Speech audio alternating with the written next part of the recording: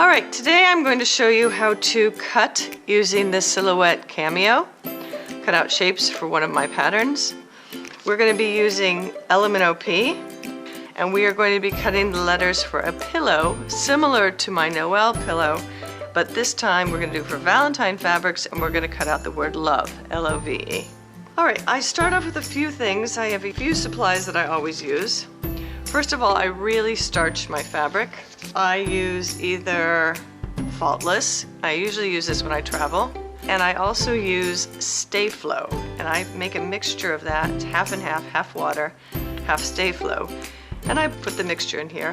I find that this really makes the fabric very stiff. Okay, so first of all, I'm going to just take a piece of fabric and show you how much I saturate it. I really saturate it, and then I go hang it somewhere so that it dries, maybe a half hour. Then it is much stiffer. I just iron it flat, and I'm ready to go. Now I've done this with all my fabrics. There's 4 letters. Each of the letters uses 2 fabrics, so I have 8 fabrics here. When you open my pattern, you will find that each of the letters has a PDF that goes along with it. And on each of the PDFs you can see that is the size that you need to cut out your shape in order to use the cutter. I tend to go through and cut out lots of fusible the correct size. I've got all these little trays with the right size. And then what I do is I take these, I've already gone through, and I have a 4x4 for the E. I have a 3x4 for the E bottom. And then I have the sizes for the O, and the V, and the L. So what I'm going to do is I'm going to decide which of the fabrics go for which of the letters. I've already organized that. And then I'm going to iron this to the back. Before I go any further, I tend to use Wonder Under, that's by Pellon, it's 805, for my fusible. You can use anything. You can use Heat and Bond Light, you can use anything that you have. You will just know, I know my blade length that I use on my Silhouette for this particular fusible, so you may have to play with blade length just depending on what kind of fusible you end up using. So I'm going to take my fabrics. The first letter we're going to put, I've decided that's going to be the top and this is the bottom.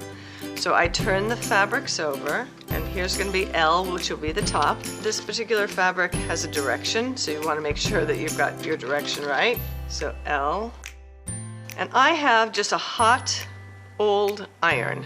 Getting your fusible ironed down tightly is going to make your cutting much easier. So I tend to iron it now, and then once everything is cut out, I tend to iron it one more time before I adhere it to the mat. This is non-directional, so I can put those. It's a little bit easier. L bottom. Here's my O. O. V. So V top. Again, this is directional.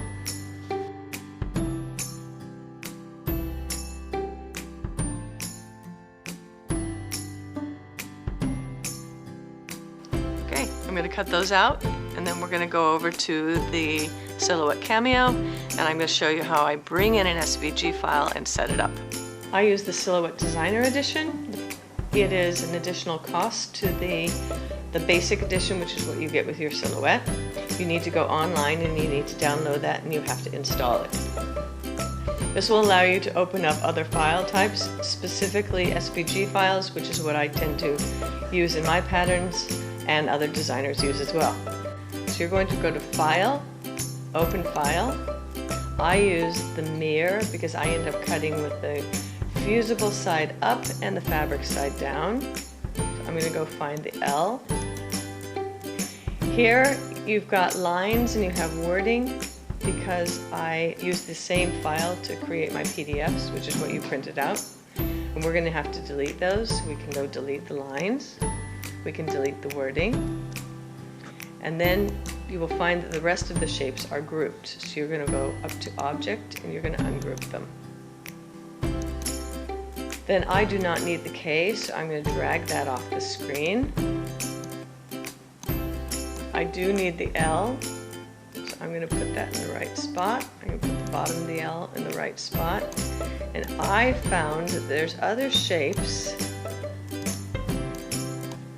on these, it's kind of like ghost shapes that happen to be on this, in these files. I'm not exactly sure what they're from. Okay, there we go.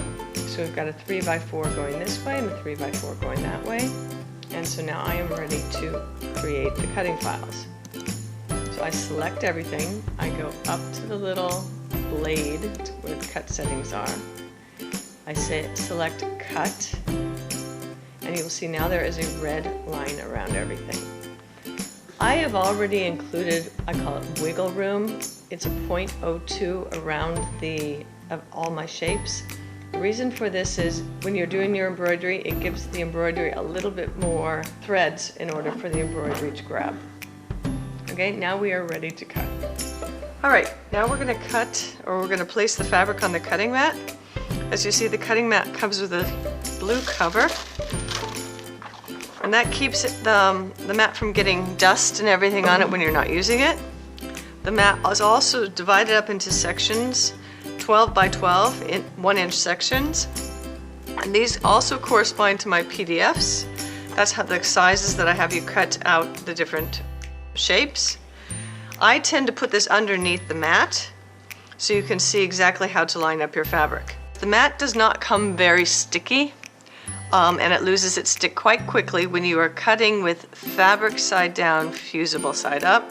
So I use 505 to re-stick my mat, and I spray it probably every 2 or 3 cuts. Let's get our pieces for cutting the L. I have the top, and again, I'm going to iron the fabric a little bit just before I adhere it to the mat. Okay, there's something about the warm fabric that makes it adhere better.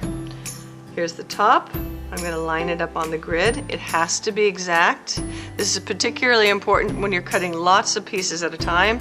I tend to cut the whole word at once.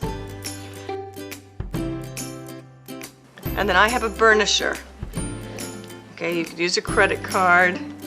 This is just a 3M burnisher.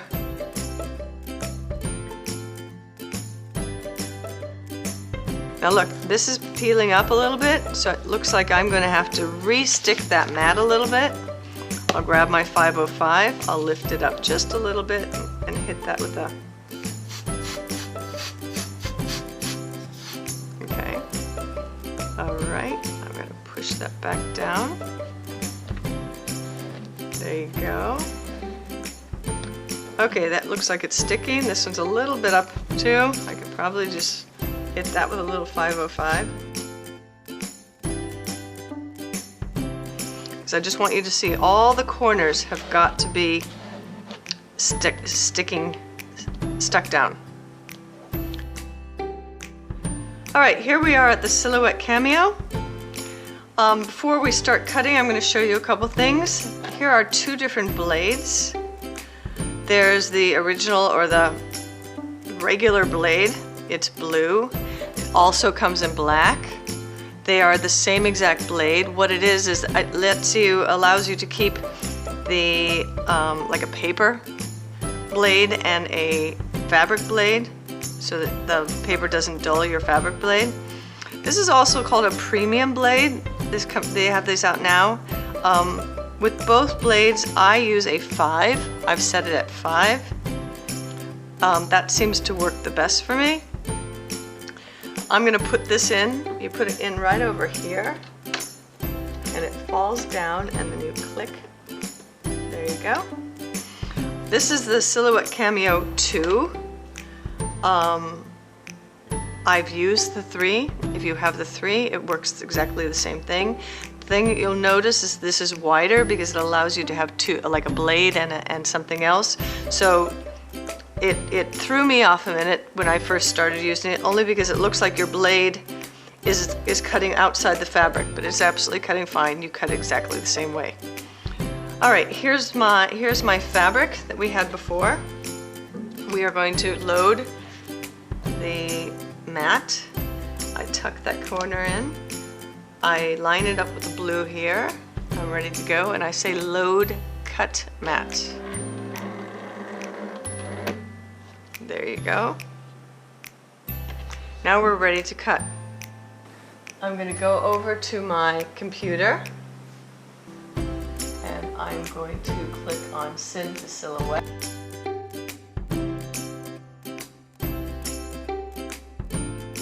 And there we have it.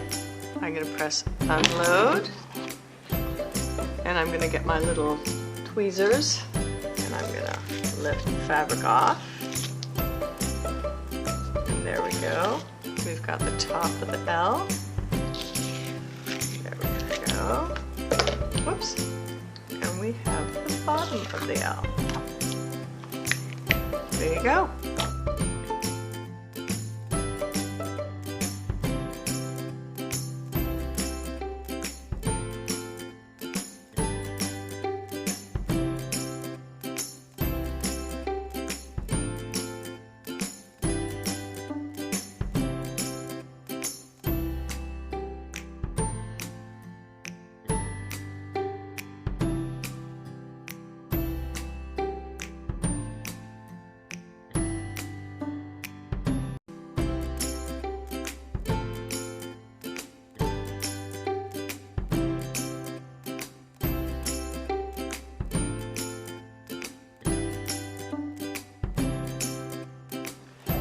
All right, so then we go through, here's all our pieces.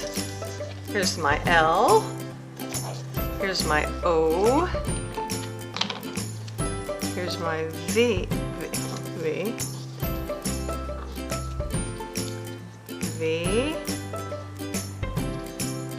and there's my E. I'm ready for embroidery.